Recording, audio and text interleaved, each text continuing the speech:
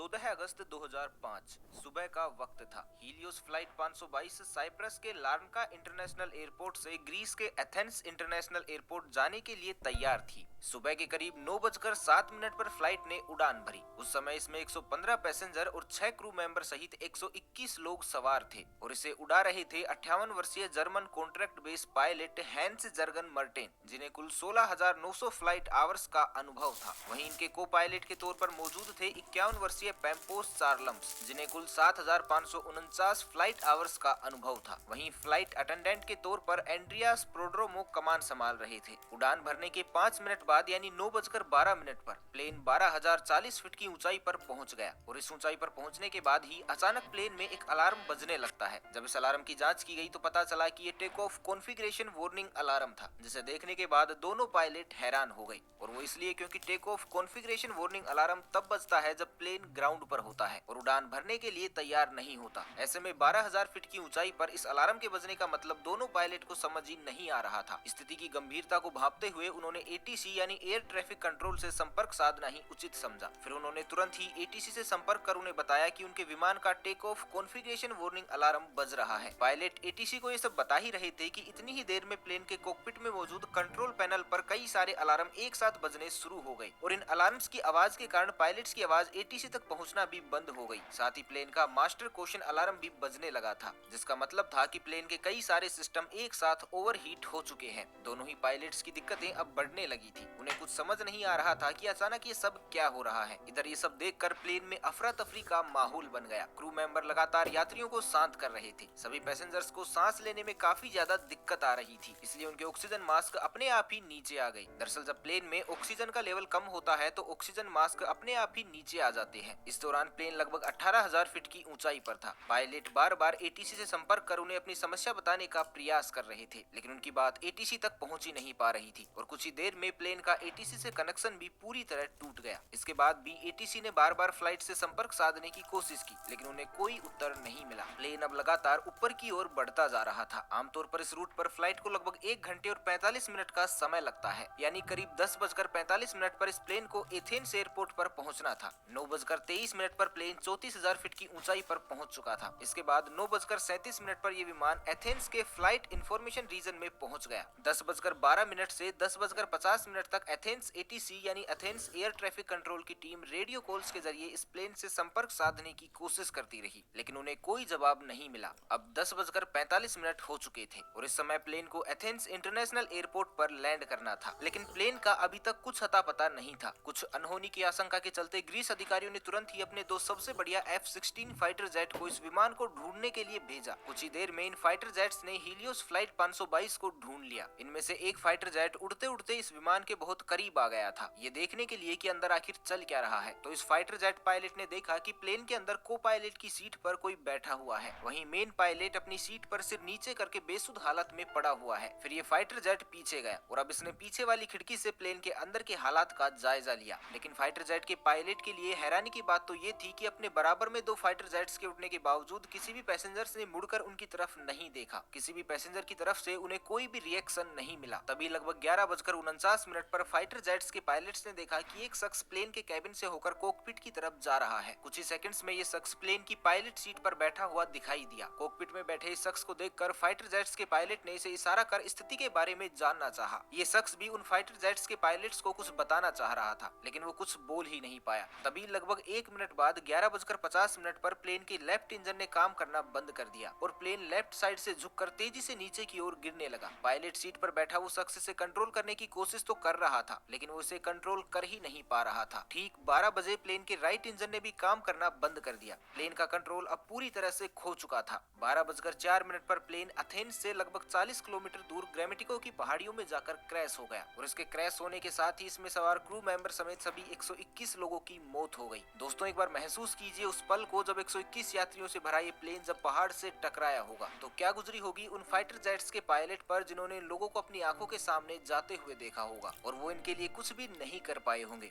इसके बाद ग्रीस में फ्लाइट 522 के क्रैश होने की खबर सभी जगह आग की तरह फैल गई। तुरंत रेस्क्यू ऑपरेशन चलाया गया। सभी 121 लोगों की डेड बॉडी को एक एक करके ढूंढकर बाहर निकाला जाने लगा। लेकिन जब हादसे में मिली कुछ लोगों की डेड बॉडी की ऑटोप्सी की गई तो एक चौंका देने वाली बात सामने निकल कर आई। दरअसल जहाज में मौजूद ज्यादातर सभी लोग और पायलट्स प्लेन के क्रैश होने से पहले ही मर चुके थे। तो अब यहाँ सबसे बड़ा सवाल ये था कि जब पायलट प्लेन के क्रैश होने से पहले ही मर चुके थे तो लगभग 2 घंटे तक प्लेन का कंट्रोल किसके पास था। तो दोस्तों, हमने वीडियो की शुरुआत में एक व्यक्ति का जिक्र किया था, फ्लाइट अटेंडेंट एंड्रियास प्रोड्रोमो। जी हाँ, वो एंड्रियास प्रोड्रोमो ही थे जिन्होंने अभी तक इस जहाज को संभाले रखा था, क्योंकि अंत में उनकी ही आवाज एटीसी को सुनाई दी थी। एंड्रियास ने करीब 5 बार मेडे मेडे कहकर मदद की गुहार लगाई थी।